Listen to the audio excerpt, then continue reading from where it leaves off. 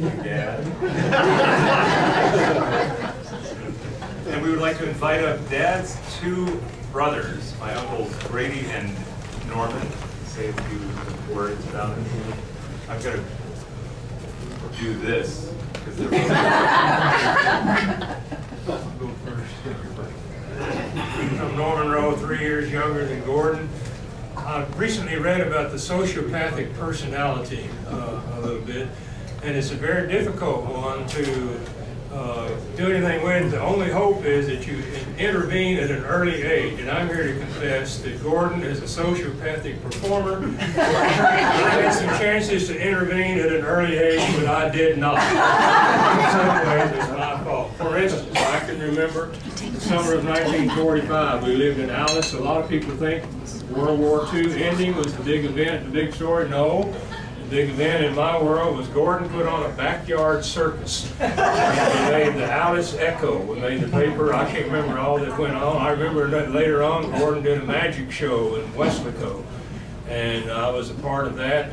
I can't remember what I did. I think I was just kind of a walk-on, but I was always being enticed. One time I remember when I really did try to intervene, Gordon and I were singing a duet in night church in Weslaco, and he was singing louder than I, and so I poked him and said, shh, but to no avail. Later on in junior high, he was in high school, Gordon and I did the Showboat Classic Make-Believe, only Make-Believe. Gordon was dressed in a dress, and was Norman and Gardenia. Maybe those things are better forgotten.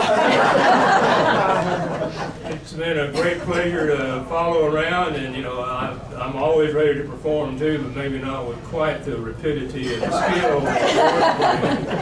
But the Rose have always enjoyed singing and performing, and it comes naturally to us, I guess, and you got a taste of that now. But I have all of those wonderful, rich memories.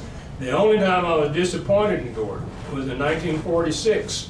We had seen the movie Till the Clouds Roll By, which is a biopic of Jerome Kern. And at one point in the movie, they could only sing I Dream of Jeannie with the Light Brown Hair because of the copyright laws. There was a strike or something. You remember that, Gordon? And walking home, Gordon could not explain that to me. For the first time in my life, he let me down. He had always been able to make me understand the movie, but that time he could not. Still a searing and stabbing memory. But I really enjoy it, and I'm proud to have him as a brother.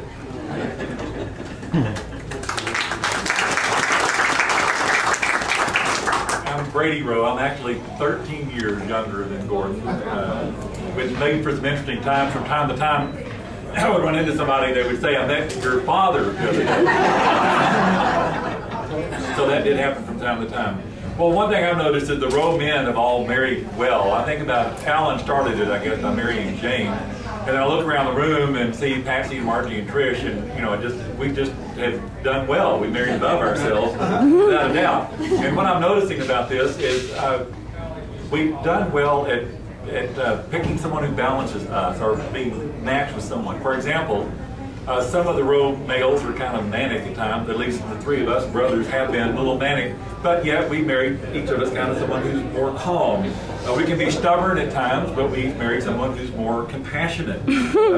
We can be kind of, well, they just bring stability. We can be unpredictable at times, and yet we married each of us someone who brings stability and calm. Well, I can remember liking Patsy from the first time I met her. I believe the one I remember is when you came out to Uvalde for Thanksgiving. It might have been before that, but that's what I remember.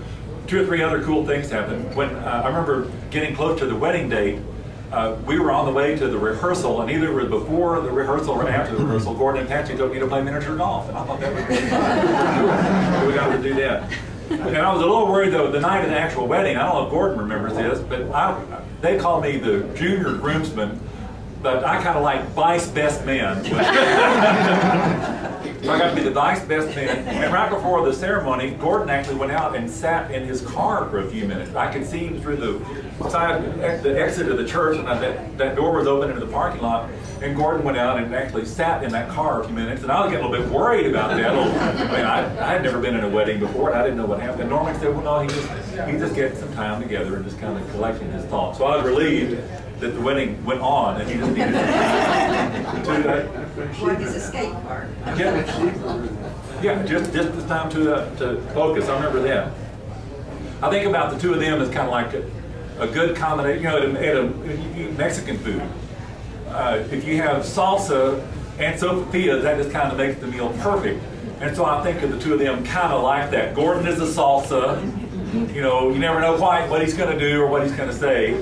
One example of that is that when Trish and I were trying to make sure that Trish had a chance to meet Gordon, we went to a tire place in Louisville. They hadn't lived in Louisville real long. Gordon was getting a tire change, something like that.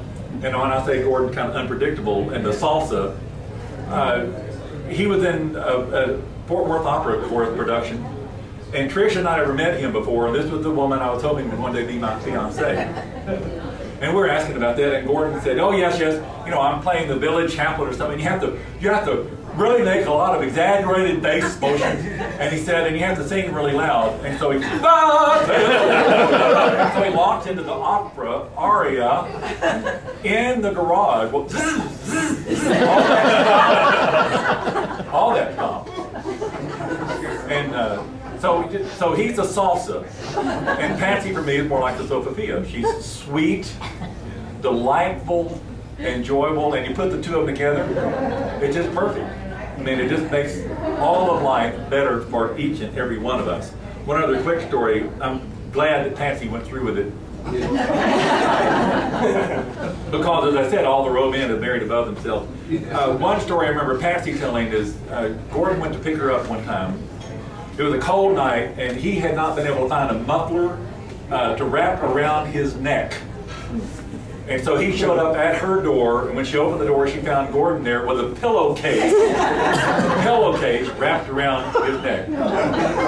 She went out with him anyway. He's a salsa, and we're so glad.